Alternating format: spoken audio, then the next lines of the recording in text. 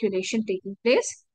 Because of this, you have partitioning and then you have the reassembly of the Golgi membranes.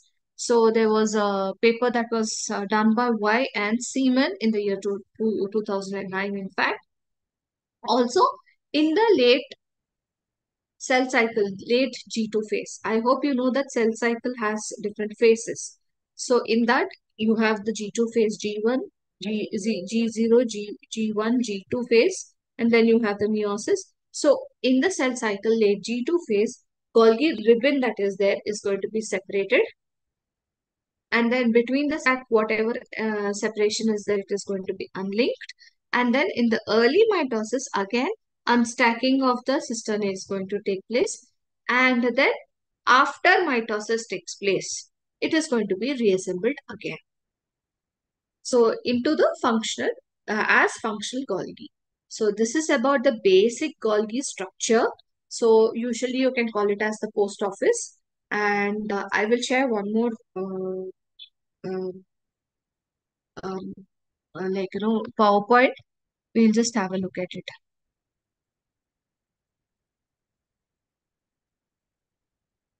Right. So this is where we have the protein. I just like spoke to you about the different kinds of, what do you call it? The basic structure of the Golgi complex. So you can see this is the it is in a concave shape. So you have the trans Golgi network. This is the cis Golgi network, medial cisternae, and the trans cisternae that is a present.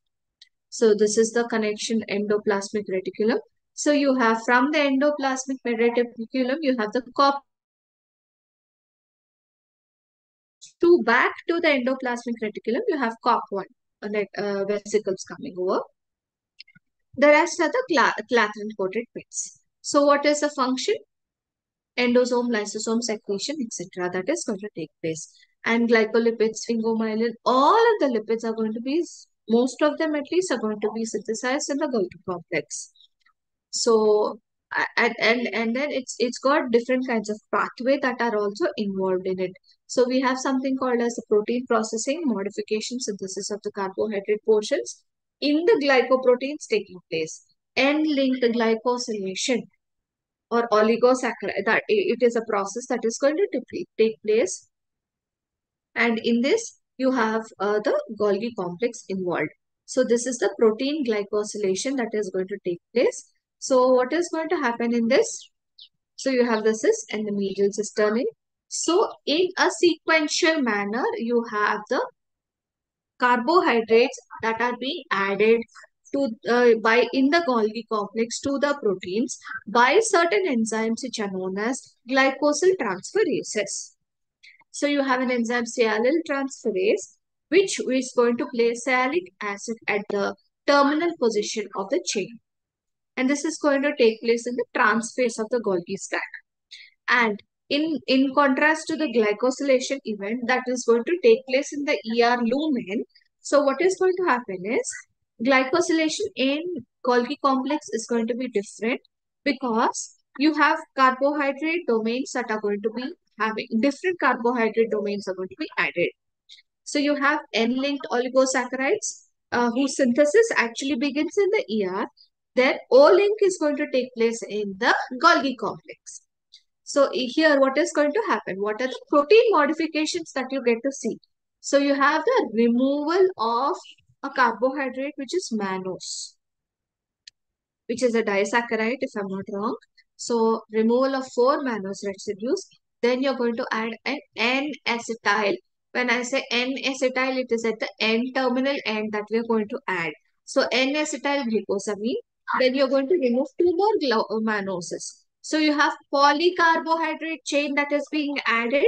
And then at the same time, removal of the mannose residues also takes place. And then you have addition of a fucose. Fucose is carbohydrate having six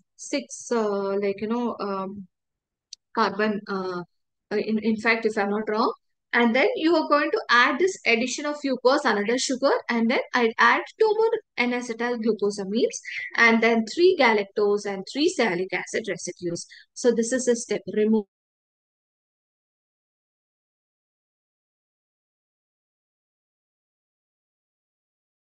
glucosamine, and then add 3 galactose and 3 salic acids. So this is how the end-linked oligosaccharides are being processed. After this, glycosylation again. So here we have gone to a next phase wherein you have the alpha manosidase. These are the enzymes that are involved in it. Finally, it from the cis side, medial side of the Golgi, it comes to the trans Golgi complex. So you have to remember that all of it is not taking place only in one place. So inside the Golgi complex only, N-linked oligosaccharide glycosylation is going to move from the cis Golgi to the trans Golgi phase.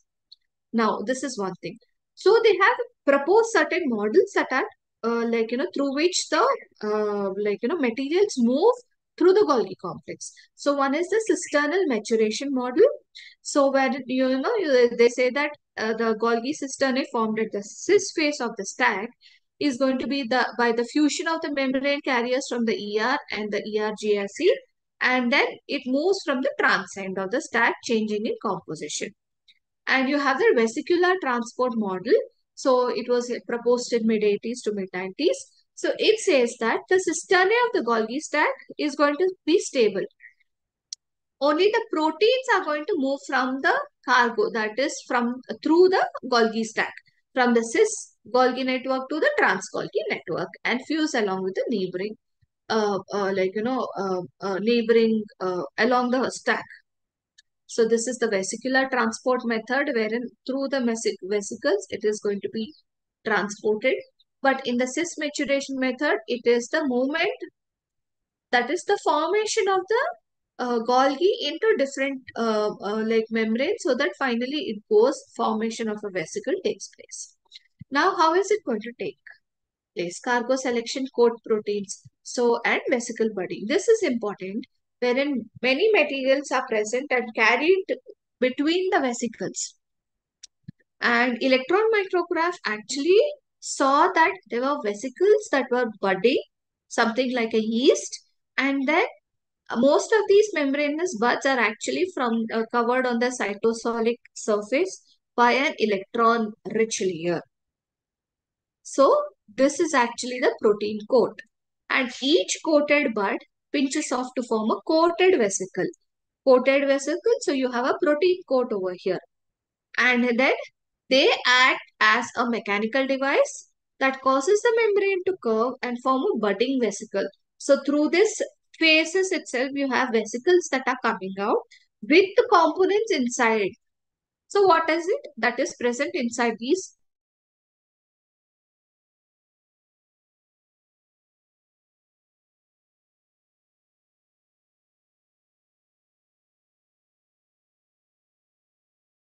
So you have two families. It is regulated by GTP binding protein related to RAS and RAN. So RAS family receptors are very important because they play a very important role, especially in cancers. In fact, if there is any discrepancy or any difference in the RAS proteins, then your RAS, RAB, RAN, all of these are going to cause tumors or cancers at the end. So you have two families of GTP binding proteins. They are the ADP ribosylation factors 1, 3, and then the large families of the RAB protein. Usually in the signal transduction pathway also, RAS gives rise to RAB, RAB. So it's a pathway. We'll come back to that later, maybe in the next classes. So you have adapter proteins that are going to be regulated and interact directly with the clathrin coat. Vesicle coat. I should use the word vesicle coat over here because clathrin is one type of protein that is present. And then the binding of GTP proteins, adapter proteins on the membrane will actually start the assembly and budding of the transport vehicles or vessels. Then individual proteins in that particular complex, they are the coat proteins, adapter proteins, GTP binding proteins that are present, will also take part in the assembly of these transport vesicles and in vesicle fusion at the destination. So you have three coated vesicles that we're going to see: COC2, COC1 and clathrin coated. I've already discussed about the direction of it.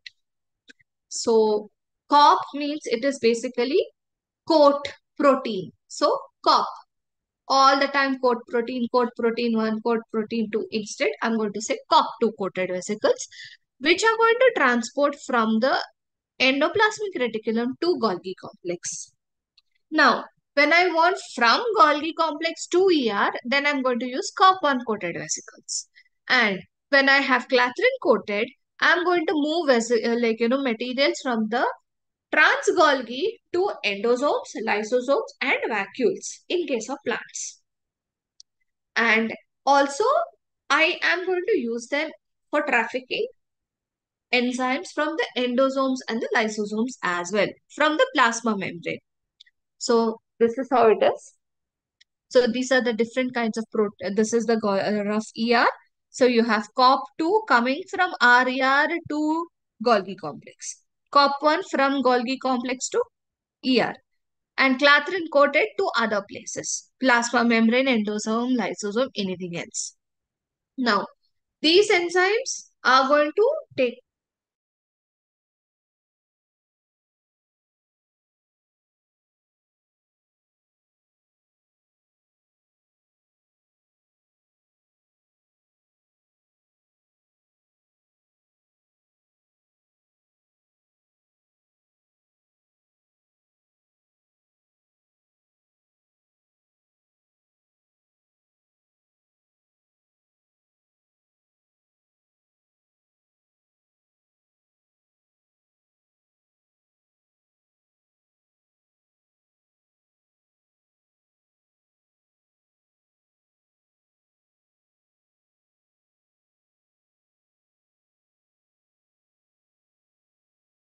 I'm so sorry, I have a lot of network issues for some weird reason today.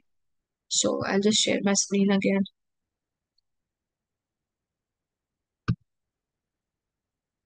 Upon binding of the GTP, it undergoes. Upon binding with the GTP, it undergoes a conformational change. So SAR1, you have this is how COP2 proteins are going to be with the help of the membrane curvature, assembles the protein coat and captures the cargo. So this is SAR1. These are the proteins that are present over here, and you have the GTP getting converted into GDP, then SAR1 GTP getting attached, and then you have different kinds of cargo that is present. It can be anything, enzymes for that matter, and capturing of it. Now you have a banana shaped dimer that is going to be caused. So because of two different kinds of polypeptides that are going to be released, Sec3 and Sec24, a heterodimer is going to be present. And then this is going to interact specifically with export proteins or export signals on the endoplasmic reticulum.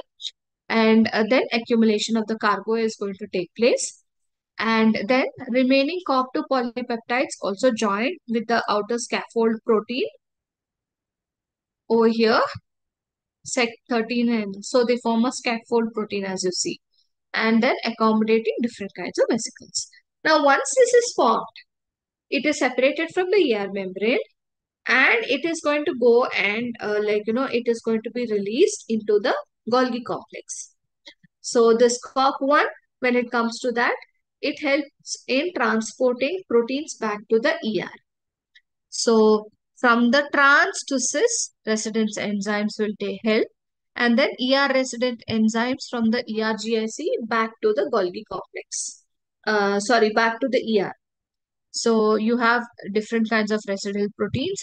So you have signal peptides also, especially KDEL, amino acids should be present over there. Then that is when it is known, yes, it is going back to the endoplasmic reticulum. And then you have a coated pit over here. These are all the enzymes that are present.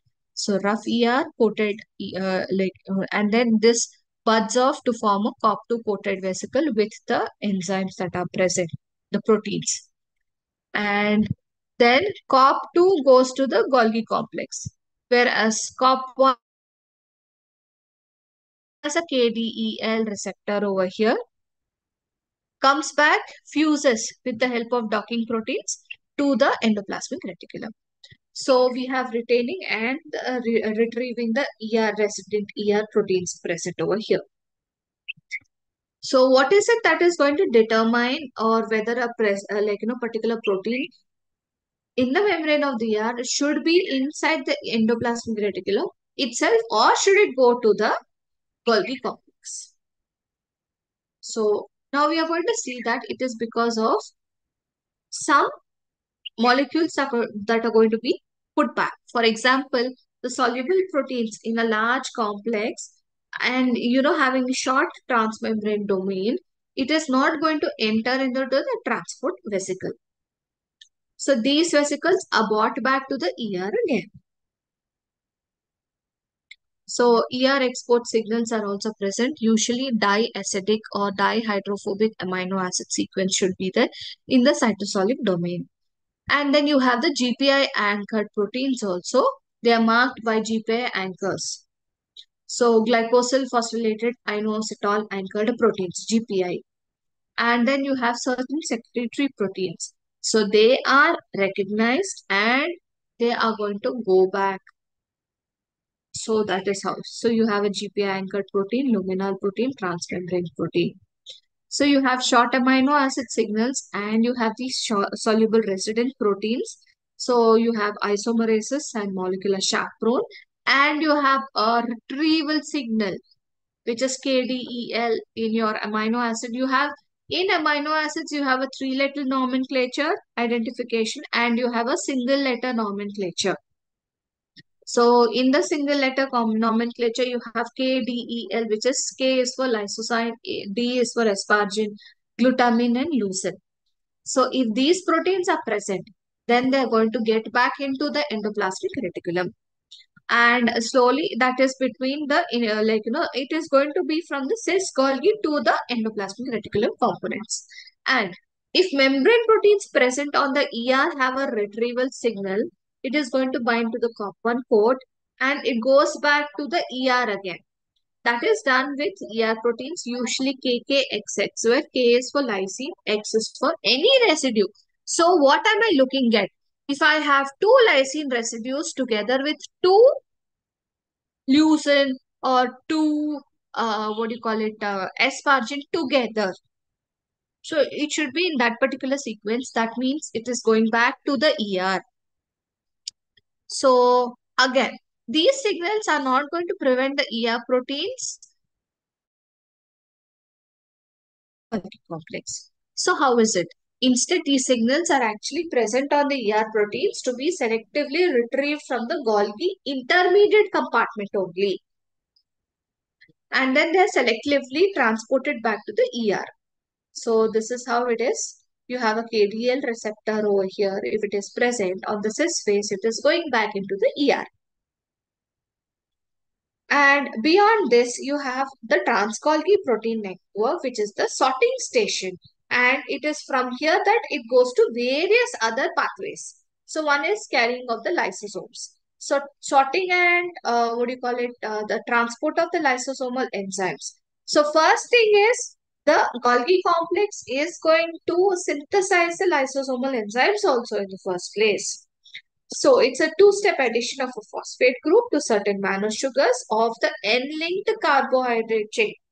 So and then lysosomal enzymes are going to be that have the phosphorylated mannose residues are going to act as the sorting signals. So those which have an M6P signal captured by the M6P mannose 6-phosphate receptor is is the one that is the lysosomal enzymes that are carrying this are going to be the integral membrane proteins that are going inside the TGN, that is the trans-Golgi complex network.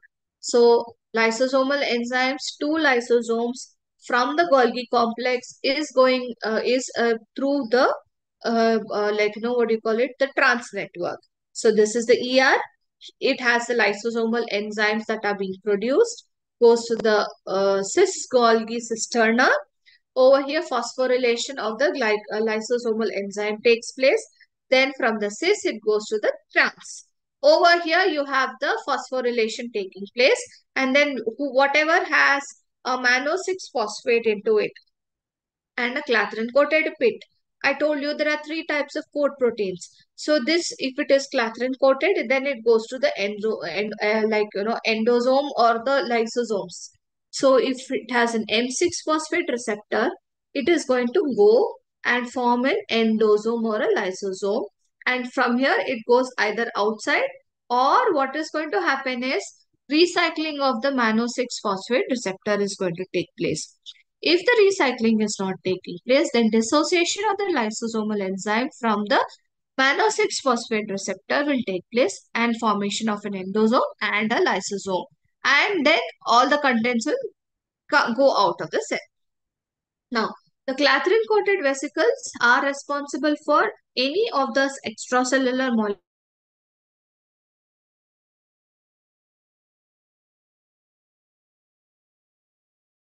cytosis. They are going to be transport vesicles. They go and attach themselves to the trans-Golgi network to endosomes, lysosomes, or the plasma. So this requires a protein called clathrin, and GTP binding protein is necessary, and ARF1 is the GTP binding protein that we are going to see. And you have adapter proteins also. Then what is going to happen is when this GDP and ARF binds to the proteins in the Golgi membrane, then it is going to be delivered these extracellular molecules, because of which ARF or GDP gets phosphorylated to GTP by a exchange factor that is present. So you have a GGA adapter protein that is going to play an important role in this. And then finally what happens is assembly of the clathrin coat takes place.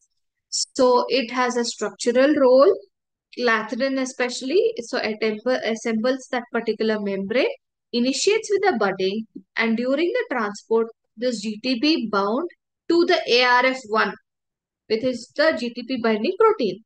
It gets hydrolyzed to GDP or ARF GDP, and it gets released. So you see here initiation of the clathrin coated vesicle by ARF1.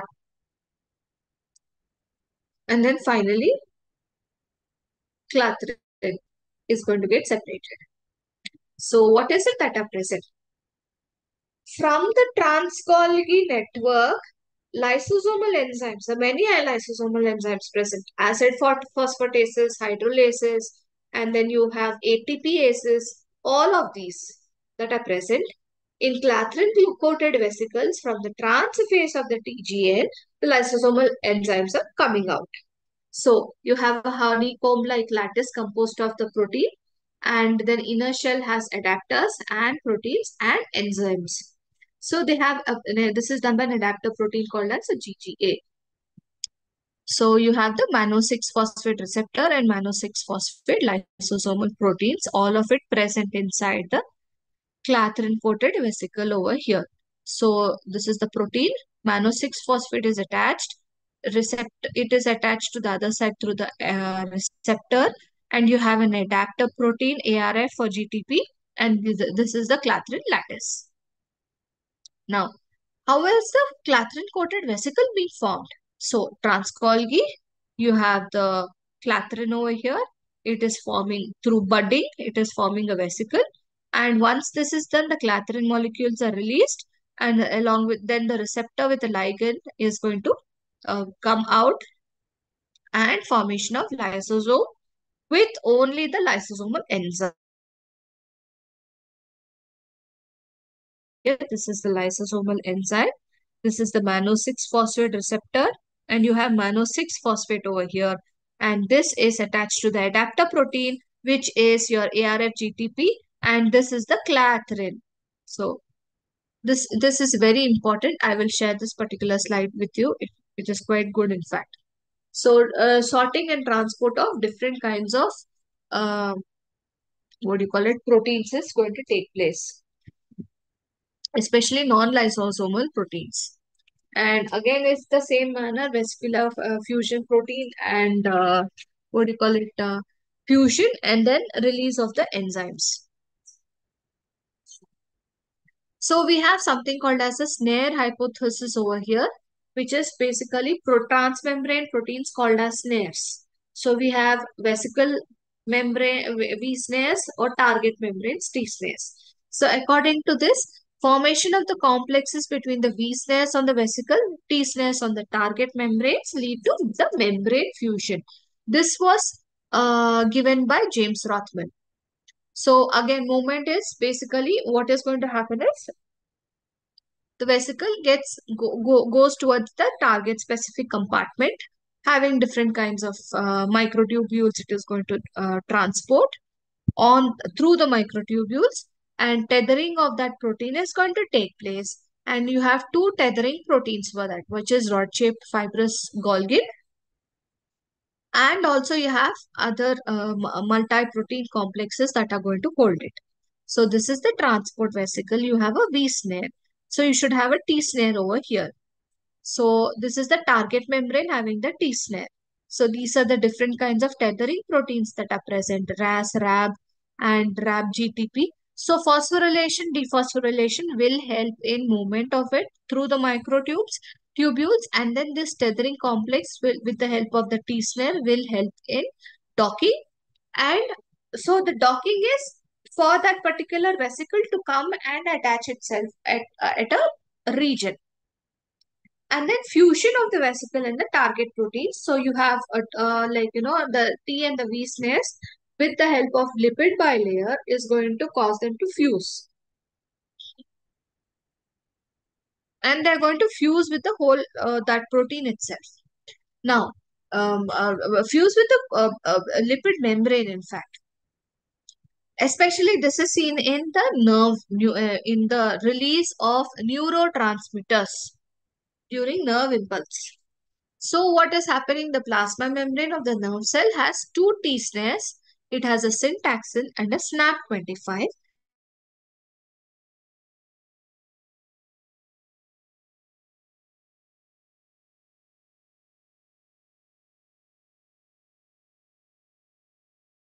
The opposite end interact to form bundles. Each bundle has around 4 helices, and then SNAP25 donates a bundle, in fact, and then synaptobrevin also helps in forming a stranded bundle which are parallel together, and they form a tightly interwoven complex which will help in fusion. So you imagine your fingers coming together and interlocking with each other, because of which you have a network like lattice being formed over here. So this NSF or SNAP complex then disassembles the snare complex, and then again the snares can be reused for another round of vesicle transport. So ATP hydrolysis gives the energy to do all of this. So you can just have a look at it. Synaptic vesicle, transmembrane domain, synaptobrevin, and synaptosyntaxin, synaptobrevin. All of these donates this, bundles for the formation of a tight, junction. And then once you see over here, this really leads to the fusion. This is the fusion pore that is being formed over here. So this is how the vesicle fusion takes place. And what are the role of RAB proteins? You have, like I told you, RAB protein, RAB family is a GTP binding protein family. So you have docking of the transport vesicles over here. What is it going to do? Dissociation of the GTP dissociated inhibitors that are going to take place. And then you have an exchange factor for the conversion of RAB GDP to the active RAB GTP state. Right side కే ఉంది కింద అయితే తొందరగా వెళ్ళిందేమో. I'm sorry. So finally, tethering of these vesicles to the target membranes causes GTP hydrolysis, allows the V snares to contact the T snares. So end of the day, RAP proteins help in GTP hydrolysis for tethering to take place. So this is how in the cytosol you have the GBI, and you have a displacement factor, and you have a prenyl group. So prenyl GTP, and then RAB GEF is going to be there, and then formation of RAB GTP and effector molecule.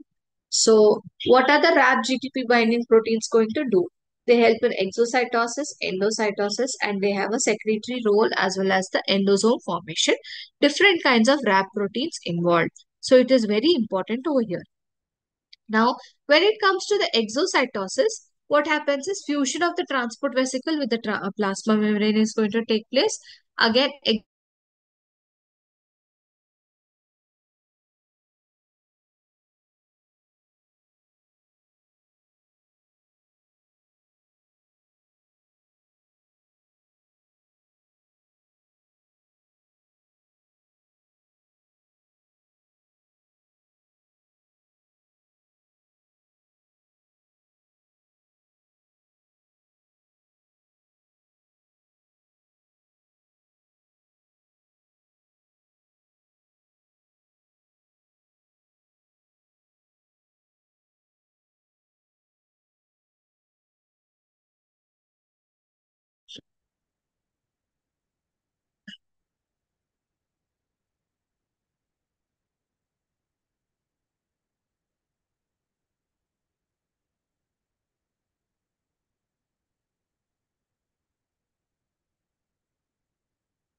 so when it comes to lysosomes, what are they?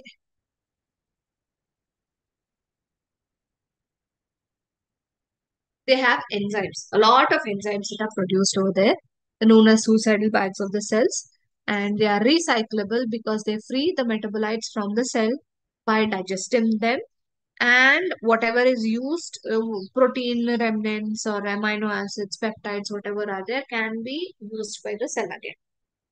And also, it is involved in programmed cell death or apoptosis. So, it was coined by a scientist, Christian Dedouet, in the year 1955. They have a lot of hydrolytic enzymes that are present. Please give me a moment. I just want to check whether this is the slide that I want to share, or there is one more which is like really good.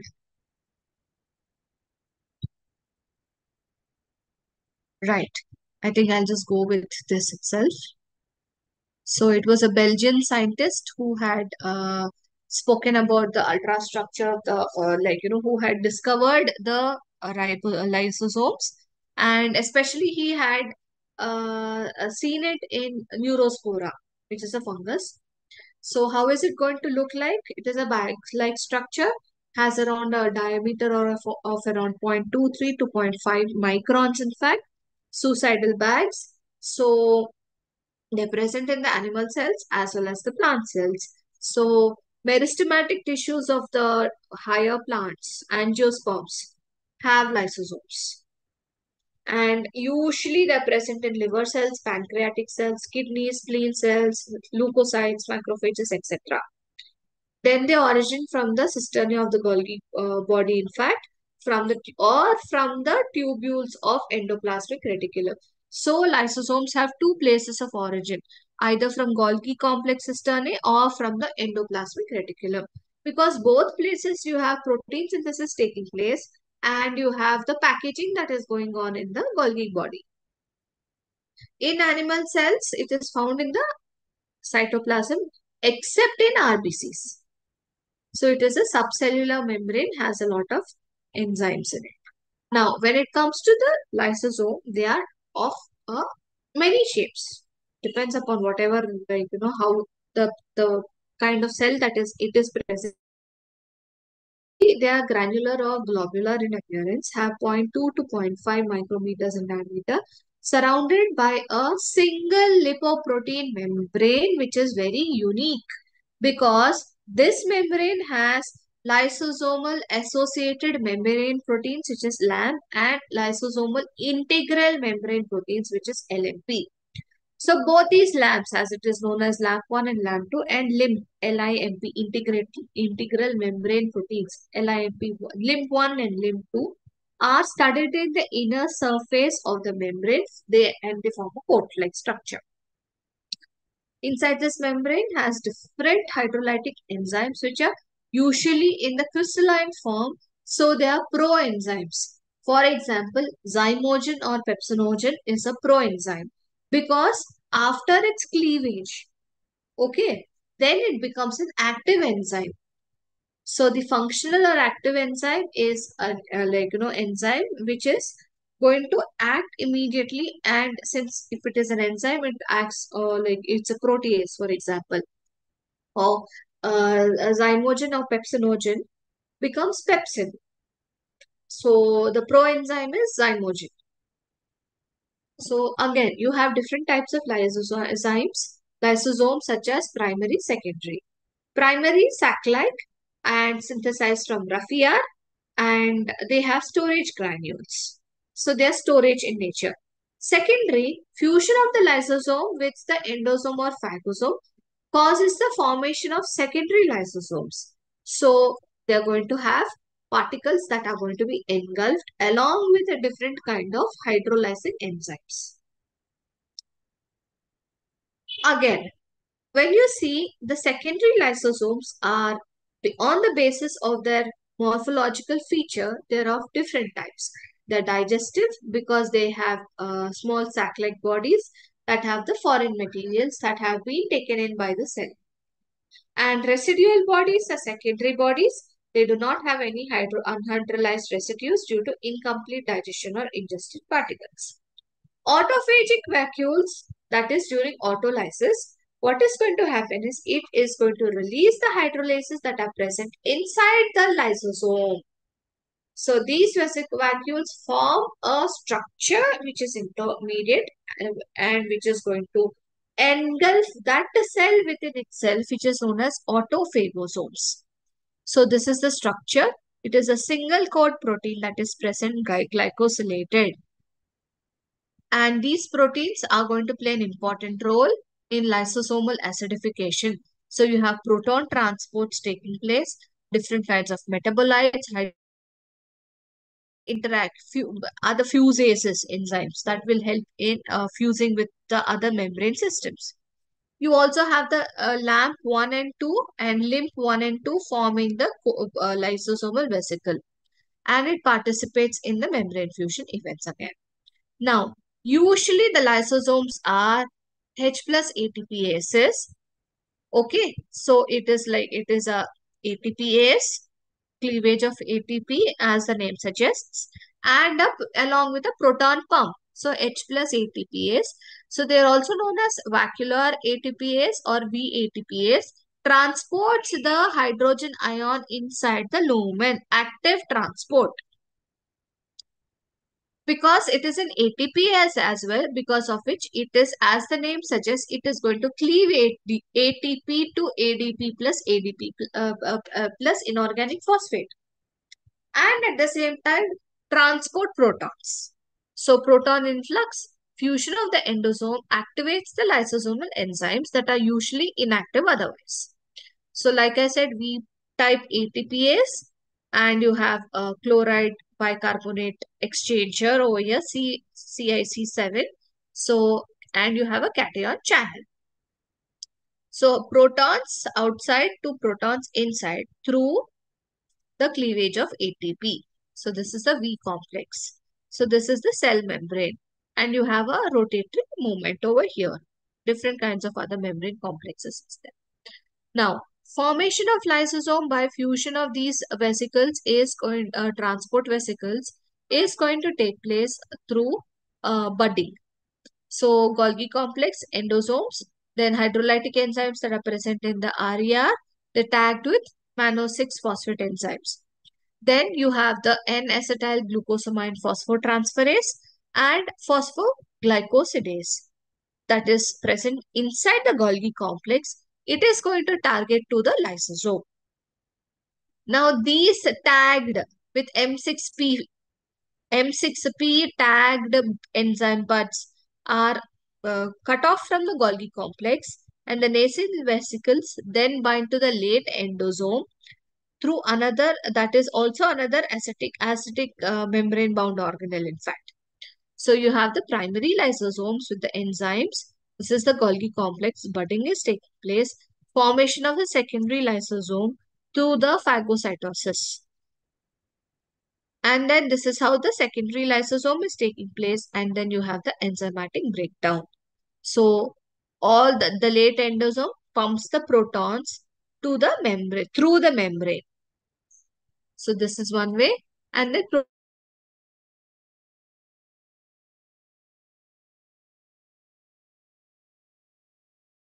are they? Proteolytic, that is cleaving of the protein bonds. So it is catepsin, you have collagenases, elastases, and then you have the lipolytic enzyme, that is cleavage of lipids, lipases, phospholipases, fatty acyl esterases, and then you have carbohydrate splitting enzymes, glycosidases, glucosidases, depends upon what it is, sulfatases, hyaluronidases, etc. And nucleic acid hydrolyzing enzyme, ribonucleases, deoxyribonucleases. Others are acid phosphatases, catalases, peroxidases, etc. Now, they are present in the form of a zymogen and activated upon proton influx. They are going to become, in the secondary lysosome, they are going to become activated enzymes. Now, what is the function of lysosome? Digestion of all the substances. When you have so many enzymes that are going to be cleaving, it is going to finally break down of all the particles. So intracellular digestion and autolytic enzyme action. So in this membrane food vacuole, squirting of the enzymes to the food vacuole, digestion taking place into the cytosol, and of course energy expenditure is there.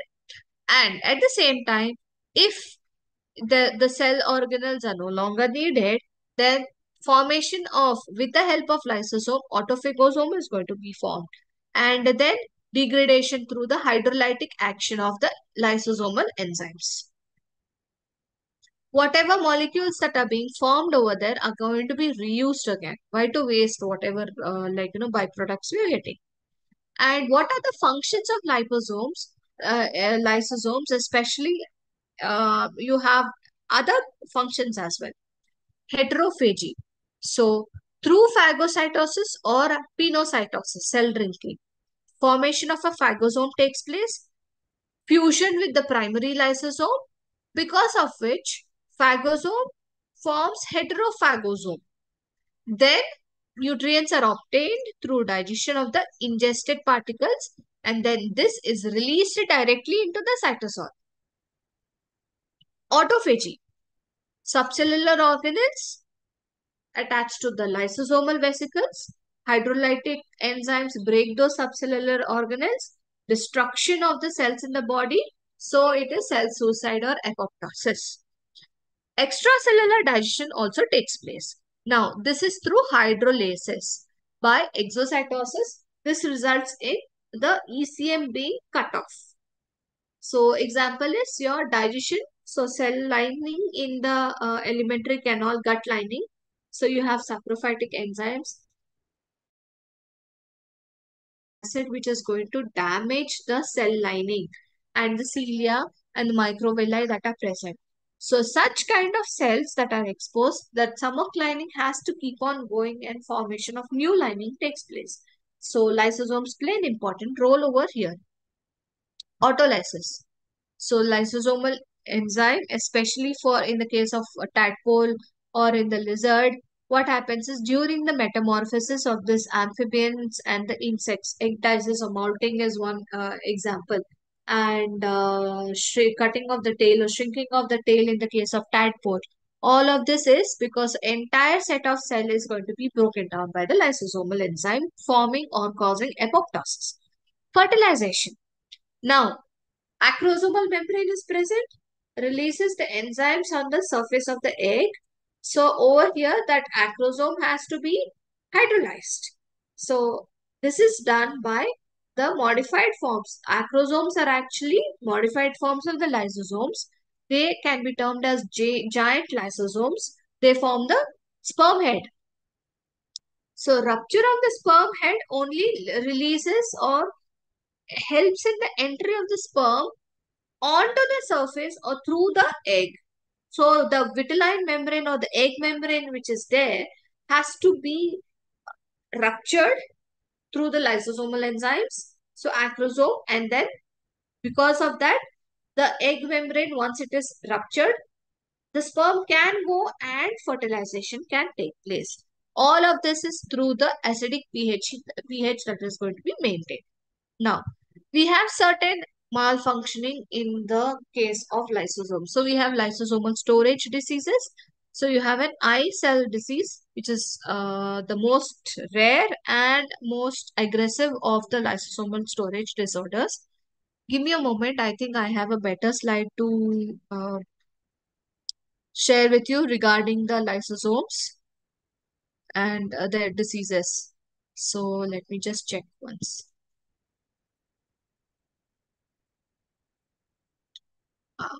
Like I told you regarding the different kinds, autolysis, fertilization process. This is the sperm head. It gets ruptured. The jelly coat or the vitelline membrane of the egg cell is going to be ruptured. And then cortical granules and fused plasma membrane, and the sperm is going to be released into the egg. Chromosomal damage takes place. So, posture, just give me a moment. I think I have good. I downloaded lysosomal storage disorders also. So, I'm just having a look at it.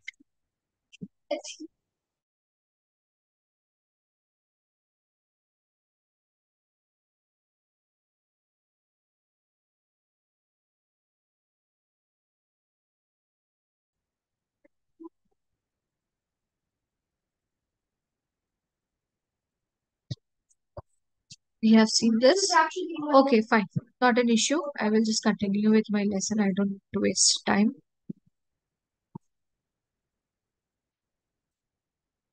So we have many lysosomal storage disorders. So of this, like I told you, eye cell disorder is one which is very important. So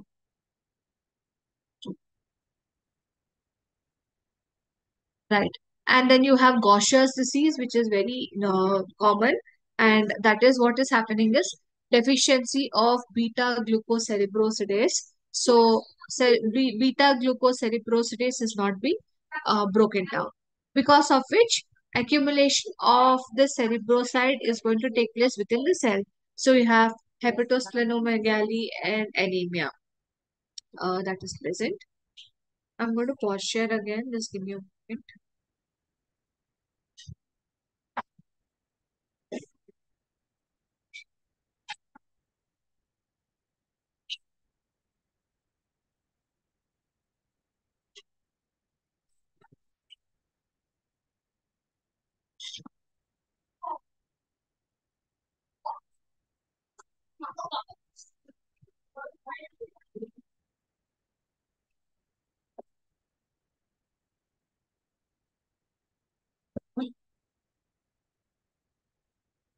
Please go. Give me one minute.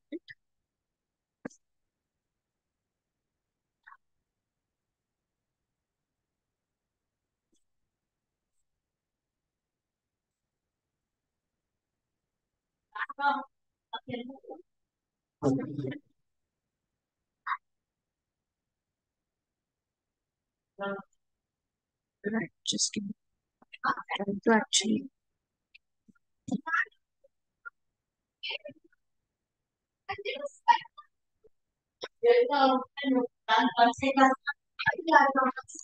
Fausto, Fausto, Fausto, close the door.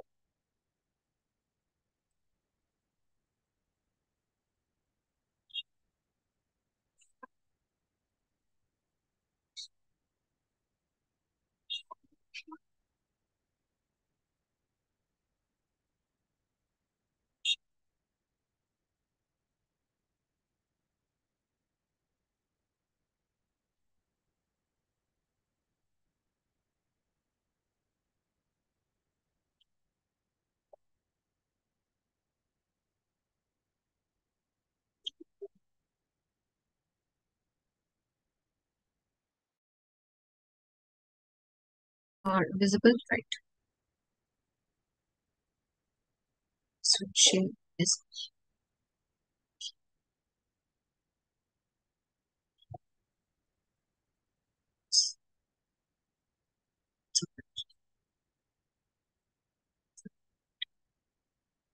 Please give a moment. I'm trying.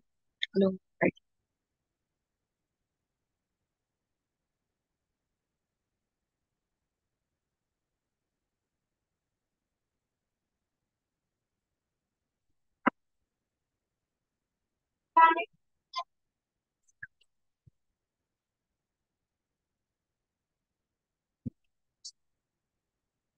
Right.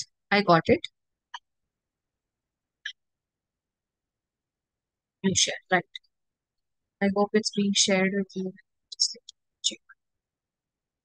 So, like I told you, lysosomes are very important, and we have quite a lot of storage disorders are present in a lysosome.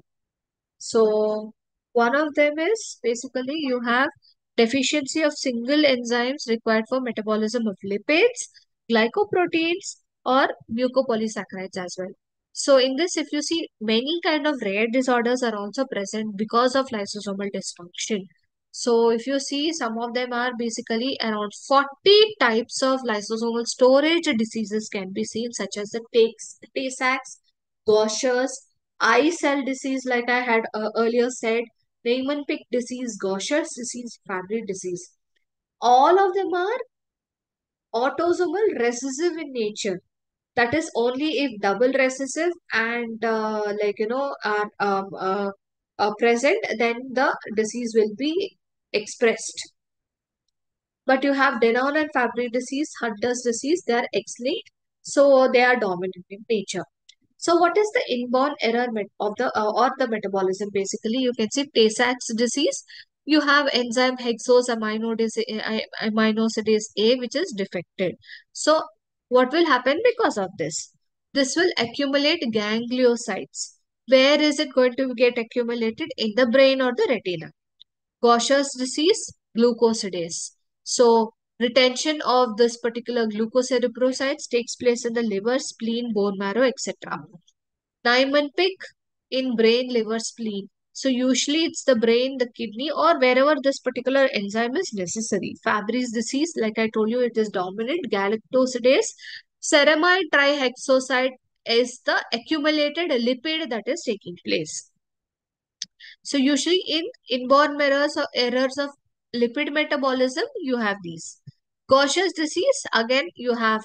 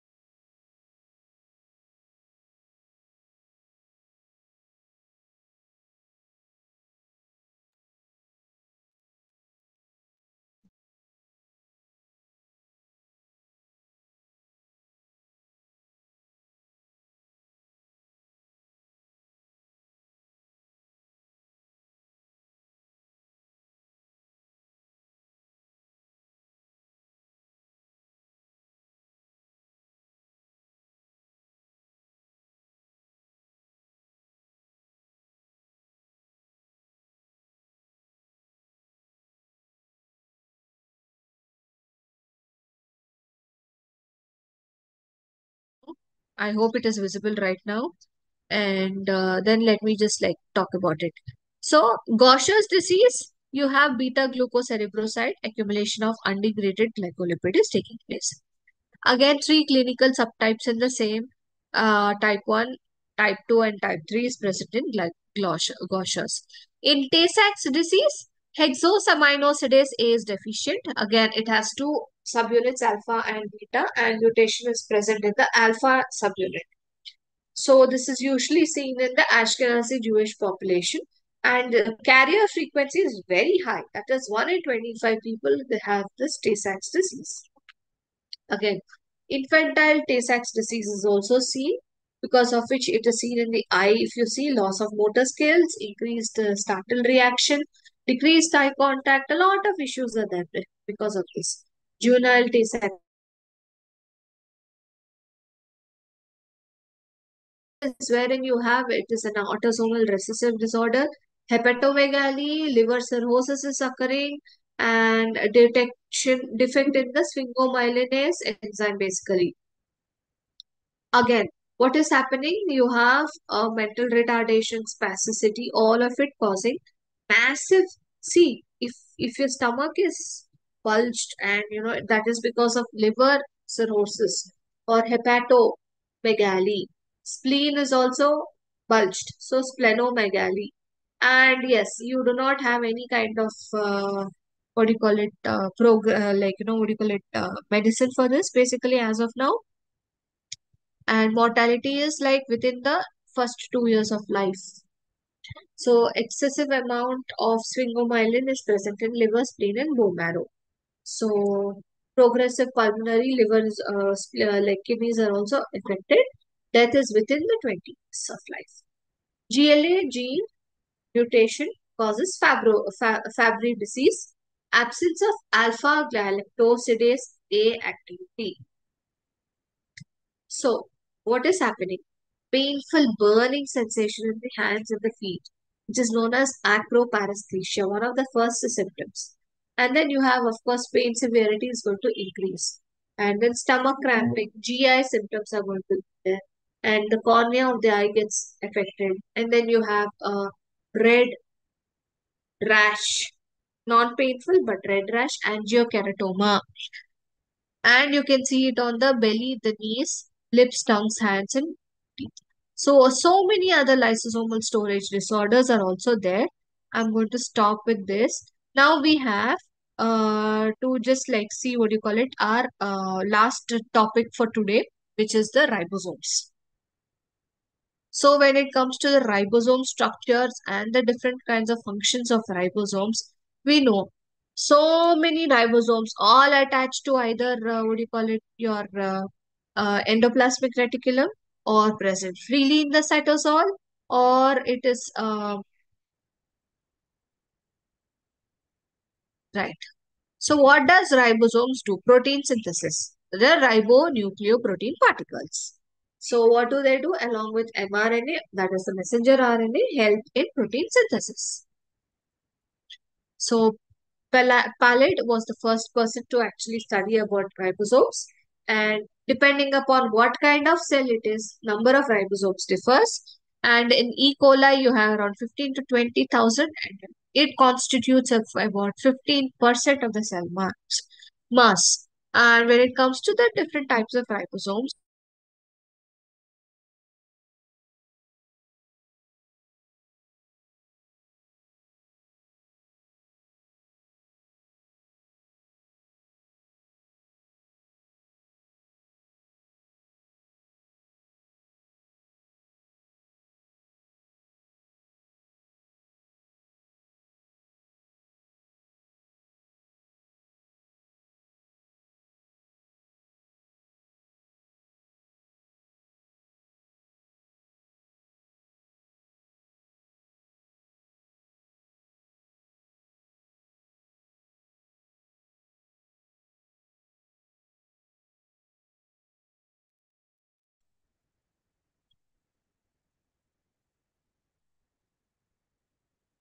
and you have an exit domain wherein the polypeptide chain actually exits from that particular region, which is present in the site or the subunit.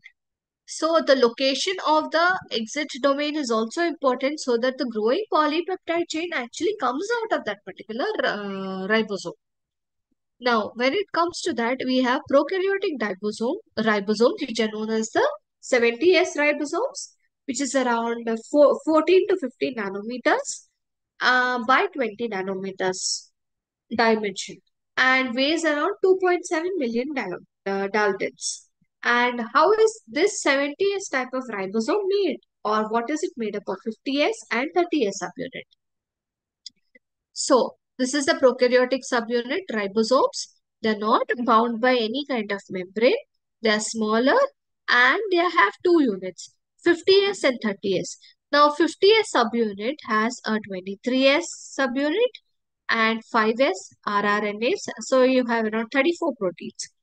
30S is made up of 16S rRNA, ribosomal RNA, as it is known as, and the 21 proteins. So the S over here is the Swedberg unit. So like I told you, S in the 70S stands for the Swedberg units. So whenever the Swedberg value is the value that is given for the sedimentation coefficient, that is whenever the particles are put into whenever the cells are put in in for centrifugation, that is when you're going to get, depending upon the different types and different molecular weights, and you're going to get a sedimentation at which the particles can be isolated. So sedimentation coefficient is based on the molecular weight, volume, and shape of the cell organelle. Heavier and more compact particles have larger Swedberg numbers, so they sediment or come out faster. Now, 30S subunit is smaller, has a molecular weight of around 0.9 to 10 power 6 daltons. Is made up of 16S rRNA, 21 polypeptide chains. Now, 50S is made up of two ridges over here. You have a central protuberance, weighs about 1.8 into 10 power 6 daltons, consists of 5S rRNA, 23S rRNA, and 34 polypeptide chains. Now, what is the function of the ribosomal RNA or ribosomal RNA? It is transcribed by DNA and it is used RNA, messenger RNA and tRNA, transport rRNA, that is ribosomal RNA, has two roles. 16S rRNA, ribosomal RNA, which is actually that present in the 30S subunit, helps in initiation of protein synthesis. So it's from the 3' end. So we have two different ends, the 3' end and the 5' end. So from the 3' end of the 16S rRNA, there is an initiation site and it has got the signal site, helps in initiation of the protein synthesis. So methionine is the enzyme that is present, amino acid that is usually present, and it helps in the initiation signal site on the mRNA, helps in position of the mRNA on the ribosome. Then we have the 16S rRNA, which binds to initiation factors 3 from the 3' end of the CCA end, that is yours, which is present on the amino acyl RNAs. We have seen now whenever there is protein synthesis taking place. Now proteins are made up of different polypeptides. Polypeptides, if you break them down, they are made up of different amino acids which form two amino acids together. You have a dipeptide, three amino acids attached to each other. Tripeptide, many amino acids, polypeptide. So what is this polypeptide having? A 3' and a 5' end. So at the 3' end of the and then you need a amino acyl tRNA pool for the protein synthesis. Different amino acids to come together. Because of which 16S rRNA binds the initiation factor 3 and the 3' CCA end of the amino acyl tRNA together. So this is the 50S subunit, 30S subunit. Three sites are present. P site is the peptidyl site, E is the exit site, A is the amino acid or acceptor site, and E is the exit site.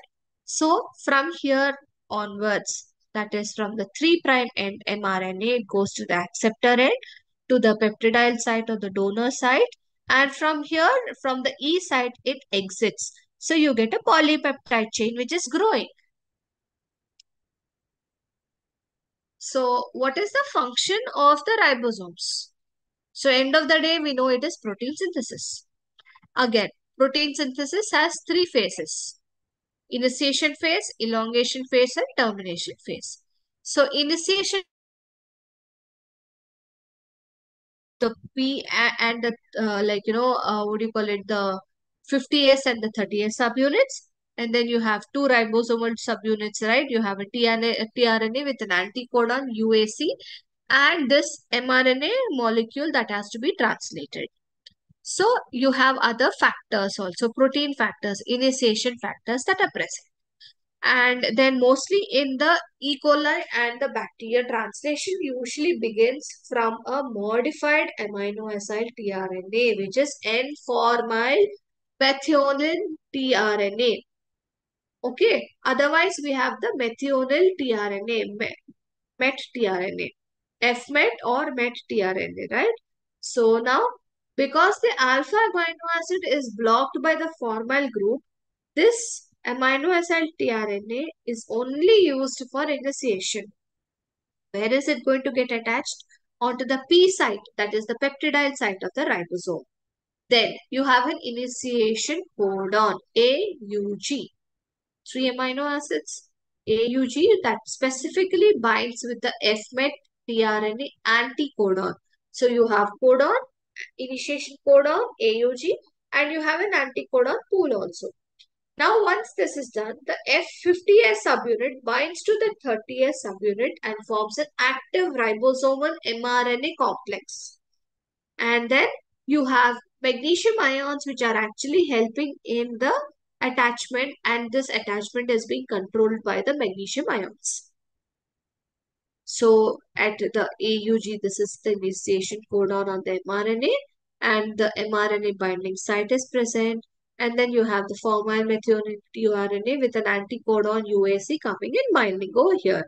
And then that is when the larger 50S subunit comes and binds. And then you have the FMET AUG UAC FMET forming a codon, what do you call it? The active ribosome mRNA complex. First at the P site. Now, how is it going to get elongated? Now, the peptidyl site is filled with the formyl methionine tRNA, and the amino site and exit site are going to be empty. So next codon which is present at the amino acid site is ready to direct the another amino acid tRNA molecule that comes in. So over here energy is being expended. GTP elongation factors are going to come out. They are going to donate the energy, and amino acid tRNA to the ribosomes is being donated. So AUG, this is already occupied. Now you have the A site which is vacant, acceptor site. So the next out of the amino acid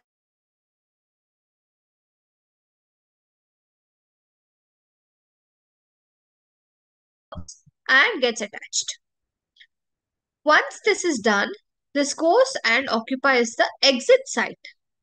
Once it occupies the exit site, and then the tRNA is released, formation of a the polypeptide chain is taking place. Now, you have a peptidyl transferase which is located in the 50S subunit, which is going to help in transpeptidation. So, alpha group or alpha amino group in the A site is going to attack the carboxyl group of the C-terminal amino acid. This is on the P side that is taking place. This results in the formation of a peptide bond. Once the peptide bond is formed, a specific adenine base participates in catalyzing the peptide bond formation. So this is how translation occurs. So formation of the peptide bond. So at a time, what is going to happen is once the P end is occupied, the acceptor end is occupied, formation of a peptide bond from the alpha carboxyl group, that is amino acid side, attacking the C terminal, that is the carboxyl side. So whenever this hydrolysis will take place, so because of which the like what do you call it, the peptide bond is formed. Then once the peptide bond is formed, the it goes to the next side, which is the exit side. And then from there, the growing protein comes out. So movement of ribosome on the mRNA is known as translocation. Again, peptidyl tRNA moves from the acceptor side to the peptidyl side. Now ribosome moves one codon along with the mRNA. So what happens is new codon is going to come occupy the acceptor side. Now, the empty space, whatever is there, leaves that P side and then gets translocated to the exit side. And you have GTP taking hydrolysis taking place, energy is expended, and you have an elongation factor also coming up. So this is the model for the elongation basically. So you have deacylated tRNA which is released from the E side. So first acceptor side, new peptides are coming. P side is occupied, then it goes and occupies the E side. And this is how the growing polypeptide chain is present. And this becomes empty because your the amino acids is being used. So this is how your movement of ribosome is taking place. Now, how is it going to be terminated? I have just a few more minutes, maybe 5 minutes more. I will end the class. Please bear with me. So when it comes to protein synthesis, 5 minutes more, please. When it comes to protein synthesis, you have specific codons for అవును ఎందుకు మీరు ready అయిన తర్వాత వెళ్ళేటప్పుడు that is చెప్తే ఎవరన్నా proteins. తెచ్చిస్తారు తీసుకున్నాం అది ఉన్న So దగ్గర నుంచి పోవాలి you మనకి have three మనకెందుకు రేపు nonsense సండే అండి codons. Please mute yourselves. Please mute yourselves. Yes, thank you. And so you have nonsense codons that are present, which are UAA, AG, and UGA. I request you to mute yourselves. I'm in the last 5 minutes of the class. Right. So when it comes to the protein synthesis, you have three nonsense codons which do not code to any amino acid, which is UA, UAG, and UGA. Amber, ochre. Those are the names that are there. And then you have different kinds of release factors, RF1, 2, and 3. So whenever the ribosome, like the growing polypeptide chain, comes and finds either UA, UAG, or UGA. So what happens is the peptidyl transferase hydrolyzes the peptide from the tRNA. So empty tRNA is getting released. GTP is getting hydrolyzed here. So once this happens, this occurring, it knows that yes, there is no other translation occurring over here. Because of which the ribosome dissociates, and then you have the separation of both the 50S and the 30S subunits. So IF3, which is the initiation factor 3, binds to the 30S subunit. So because of which reassociation with the 50S subunit is not taking place till the next initiation or next protein synthesis is necessary. Now, this is where we are going to use our antibiotics. All the antibiotics, especially on the prokaryotic ribosomes, they are going to act on our ribosomes. So where is the location or the site of antibiotics that we are going to see? It is the 30S subunit. So your streptomycin, which is used for sore throat, gentamicin, which is there for different kinds of infections, in fact, they are going to attach themselves to the 30S subunit, because of which proteins, the 30S subunit is not getting attached to the 50S subunit. Protein synthesis is stopped. Erythromycin, chloramphenicol will act or will attach themselves to the 50S subunit, because of which protein synthesis is not taking place. So this is what we have to remember. This is because of this, the antibiotics will act on the microbial cells. At the same time, only since it is attaching itself to the prokaryotes, our eukaryotic host cells are going to be what do you call it? Not affected. So maximum, this is about the ribosomes, structure and function, just like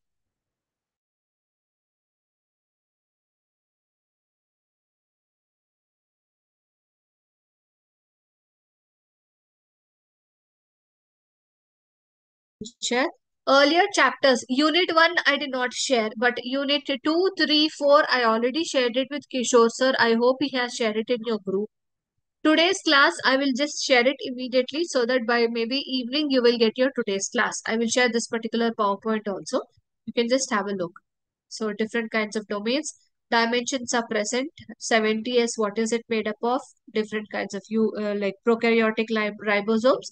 The eukaryotic ribosomes have 60S, 40S subunits, and different kinds of rRNAs that are present. Different kinds of proteins that are present in the subunits as such. So structure is also given. Eukaryotic ribosomes are bigger than that of the prokaryotic ribosomes. Different components, 30S and 50S. Swedberg unit, I have already told you about it. That is based on the sedimentation coefficient. And then role of ribosomal RNA, what is it? Binding to the initiation factor 3. And this is the donor. And function is initiation, elongation, and what do you call it? Termination. Now, if at all there is any kind of disease related to, please mute yourselves. Please mute yourselves. I'm in the last 1 minute. Can you please mute yourselves, whoever is talking?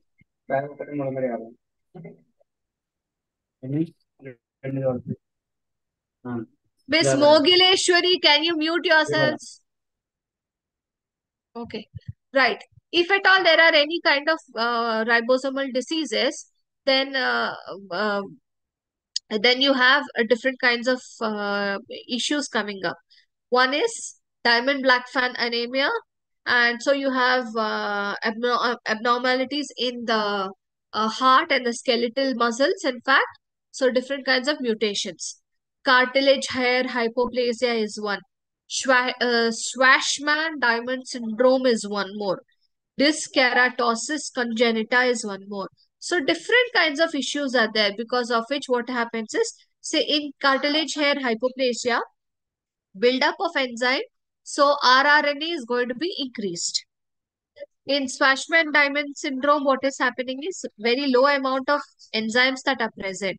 So you have steatorrhea that is going to take place. You do not have enzymes to digest fats. So you also have anemia coming up. So in dyskeratosis congenita, so it causes ribosome deficiency as such. So you have hair, nail, lungs, digestive, immune system, all of it being affected. Antibiotics usually they act on the prokaryotic 30S subunit and the 50S subunit. So this is all about our ribosomes as well. I want you to refer The Cell by Geoffrey M. Cooper. So I hope it is there in your library. I'm not really sure. Otherwise, you can download an ebook, e-copy. Cell by Cooper is really good. So that is one book which I would definitely refer for your cell and molecular biology. So that is one thing. And of course, plasma membrane or different kinds of cell organelles. You can also see the Leninger, that is Nelson and Cox, Principles of Biochemistry. But then for molecular biology, cell is very good. And it is very easy to understand also. So you can just actually refer that book. Or your textbook is also good because they have actually adapted from different areas. So that mostly is sufficient for you. So that's all for today. Tomorrow I will talk about the next topic, that is Unit 6. Thank you. Yeah, thank you.